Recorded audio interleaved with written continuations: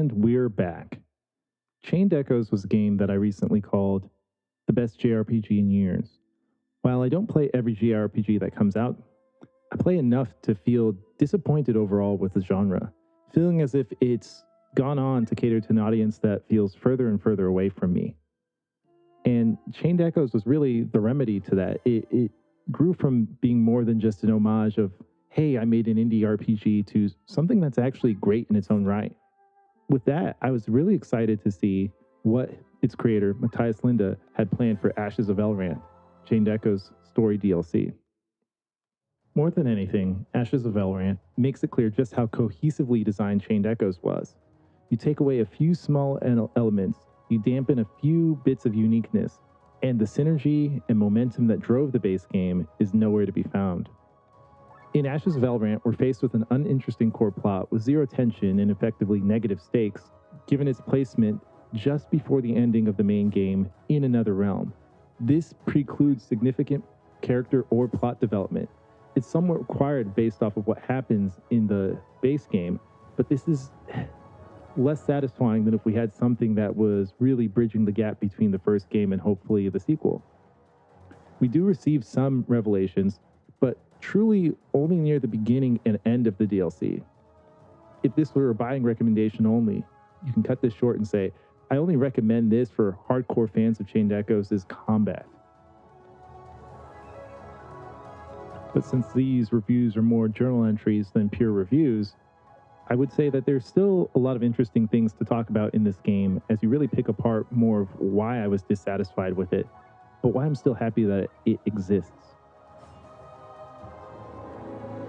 By virtue of having a DLC that takes place after a player can have already completed all of the additional and bonus content of the base game, Chained Echoes Ashes of Elrant has a similar problem to Elden Ring Shadows of the Erdtree, where now you need to implement some form of exploration-based power scaling to supplement the capped or nearly capped leveling of the base game. Just to get Erdtree out of the way, I'd say that Shadows of the Erdtree did it better by virtue of having new armor, new weapons, new spells that shifted me away from using my exact same loadouts and gameplay style of the base game. And additionally, it's just much less likely to finish Elden Ring with a virtually maxed out character unless you really are trying to max out the game. Chained Echoes is of a size where you can still max out a character without necessarily getting every last little bit of detail. This reality puts a greater burden on the remaining avenues for player progression. Starting with the minigames, I feel that the fishing minigame is alright, but it's not excellent. It's too simple. Even just a smidge more of animation would really help the fish come alive. Instead, it's too straightforward, and the rewards really don't move the needle. The digging minigame is at least better in its rewards. I still think it should take notes from something like Unicorn Overlord if Linda plans to put it into Chained Echoes 2. The UI itself wasn't great, but the rewards were. I felt that the new class emblems really were the only intriguing change for any of the existing characters. That is a very big point, because some characters become a little bit more boring versions of themselves in this DLC.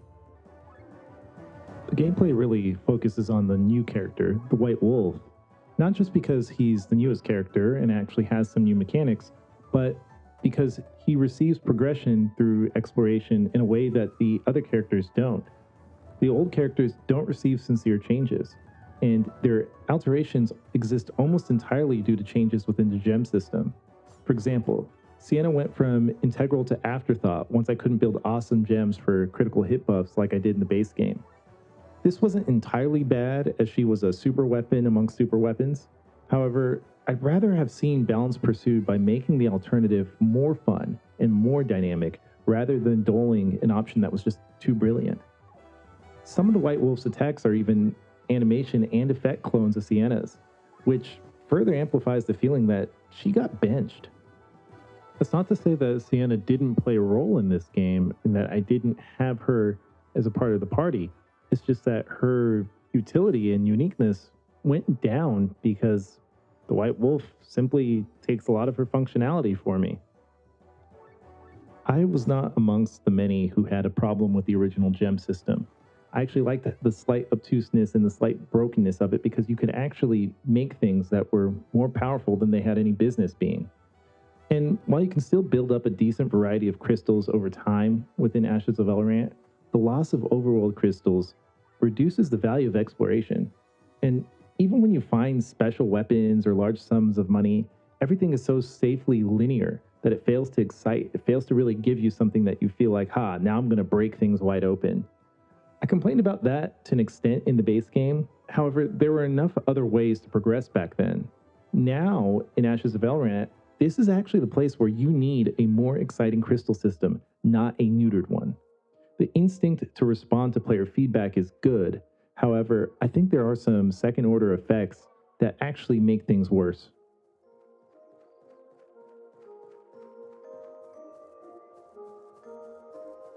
Mazes and traversal are still good, but the disappointment of the gem system and the inventory system leads to a reduction in value of the maze like aspects of the overworld, which I just can't overstate how harsh that is because the overworld is still enjoyable. I really like how Linda designs his levels and his areas. You know, figuring out how to get around with sky armors, finding your takeoff points and your landing points, it's a simple bit of gameplay, but it's intriguing and it makes the overworld more fun than just, hey, run through the straight tube. Now, it's always cool to work your way to a treasure chest that's out of reach but in view. The intrinsic reward of that gameplay is still fun, but the weak extrinsic reward makes it a 0-calorie meal for no real reason. You really need strong extrinsic rewards. And when you remove the complexities of the gem system, you're left with a very boring arsenal within the game. Virtually all upgrades scale the same, with no real wrinkles. The legendary weapons should feel legendary, but what's really legendary about 3% more damage? This is a massive miss, as this shortcoming carries over from the base game, but it didn't hurt the base game to such an extent because there were other avenues of progression. But without all those other little nuggets and details, this DLC needs something exciting in the inventory with real effects to make exploration more fun and more rewarding. I can't remember the last RPG with legendary weapons this boring. Even if the most basic thing that you could do is to just give them 15% more damage across the board, make it a bigger jump. But I just can't get over that little 2-3% more damage and calling it legendary.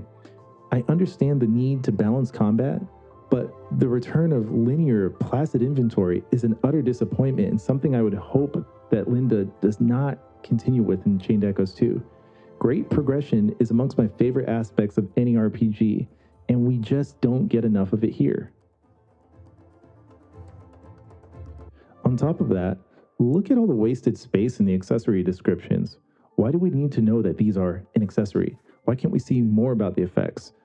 It's not the end of the world, but it's a minor annoyance that becomes a major annoyance when I feel like this system is just undercooked for what this game design is. Now, so many items, have poor or useless descriptions. And it's like making an NPC that just says, "Hi, I'm Frank," and nothing else. It's a complete missed opportunity for a little bit extra character, a little bit extra personal touch. Even a goofy explanation of what an item is better than just saying a type of robes, a type of heavy armor. In some ways, I could call the soundtrack more of the same, but that's not a bad thing here because Chained Echoes had a great soundtrack. The DLC has two standout tracks to me, the first one being the theme of the Mushroom Forest, titled The Color of Ether.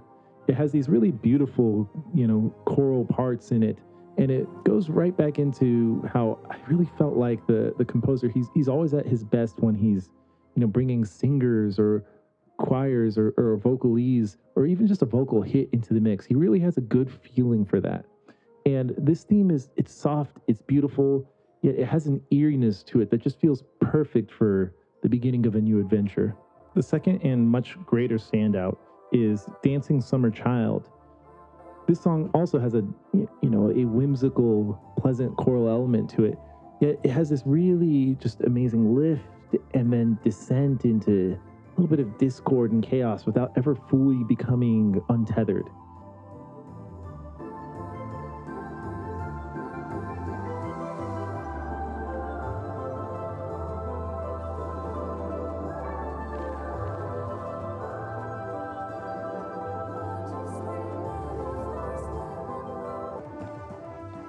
To this point, I've said a lot more negative than I have positive. So, what kept me playing until the end? Combat.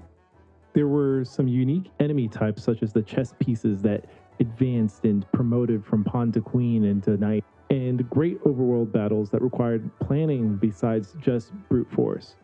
Even in the early sections, your party got split up, which really helped break that gamer tendency to over optimize everything, and also brought a lot of opportunity for characters that often get benched to play a main role.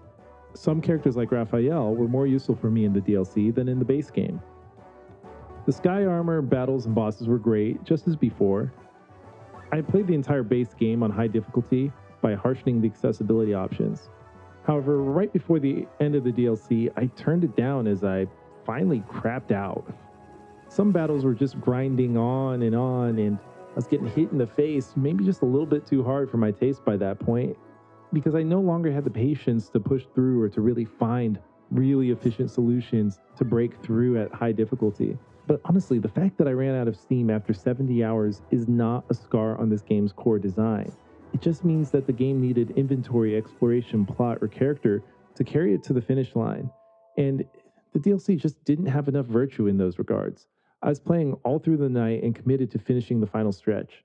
Normally, when I get in that mode, it's a sign of excellence, a sign that I cannot let go until I see what happens.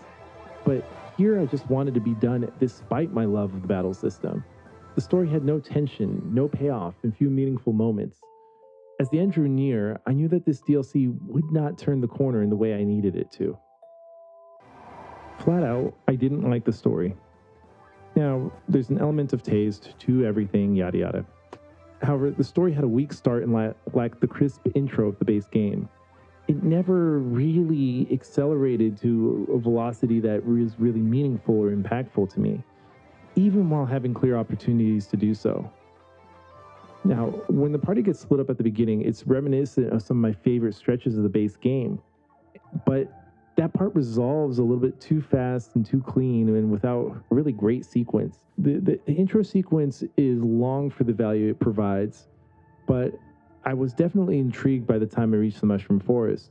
I will still say that some of the intro cinematics, where everyone gets a chance to shine, were really cool and fun to see. They really gave me high hopes coming out of the gate. I didn't feel like the plot took great advantage of these early sections. Found them used more for simple gags and reuniting the party without any great struggle. The characters didn't really get space to develop. Some of that is a consequence of this being right before the ending plot structure-wise. At least they should have given me more space to remember what was great about the cast. Think back to DLCs in story-based games like Mass Effect that didn't always change the overarching plot, but gave a character a chance to shine. Perhaps I'm too harsh on Ashes of Elrant, given how much I like the base game. So I will say that I liked the concept, but not the execution. There's really a lot of great ideas in the setting and the story for this DLC, but the problem is that the execution really just does not shine. For example, the core plot thread focuses on go here to hit this button, and then go there to hit that button. One button's in the west, one button's in the east. It's an excuse plot that doesn't really give us organic character moments to really bring us in on the excuse. I feel like that excuse should have at least been dressed up a bit more.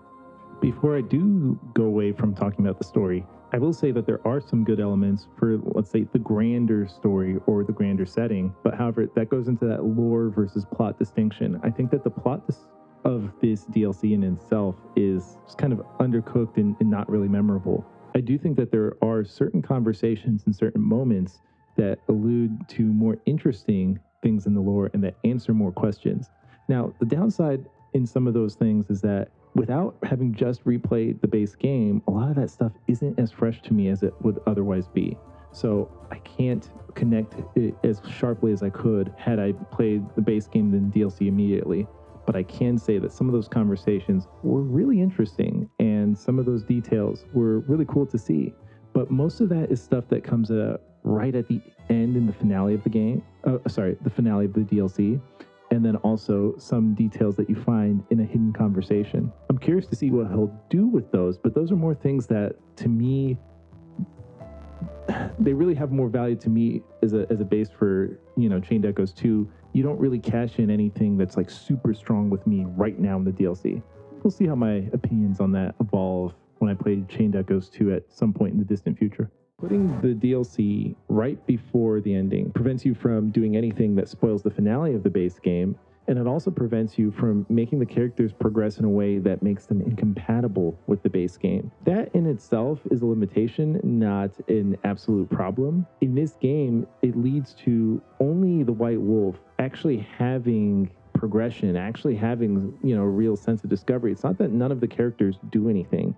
It's that they don't really do anything that really feels amazing or feels like, oh man, I'm glad I played it to see that. The White Wolf, I really enjoyed him both in personality and fighting style. This DLC does function as a good intro for a character that will likely play a big role in the sequel because it's very clearly his DLC.